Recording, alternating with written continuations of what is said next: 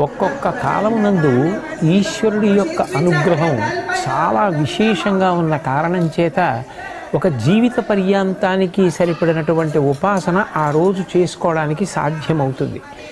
అటువంటి వాటిలో ఒక తిథి మహాశివరాత్రి. అందుకే జన్మానికి ఒక శివరాత్రి అని పేరు వచ్చింది. ఆ మహాశివరాత్రి మాఘమాసంలో వచ్చేటటువంటి కృష్ణపక్షంలో అర్ధరాత్రి వేళటికి చతుర్దశి పరివ్యాప్తమైతే దాన్ని మహాశివరాత్రి అని పిలుస్తారు. మనకి దక్షిణాయనం ఉత్తరాయణం రెండు ఆయనములు. ఇందులో శ్రావణ మాసంలో బహుళపక్షంలో వచ్చేటటువంటి అష్టమి తిథి నాటి అర్ధరాత్రి వేళ కరచరణాదులతో కృష్ణ పరమాత్మ ఆవిర్భవించారు.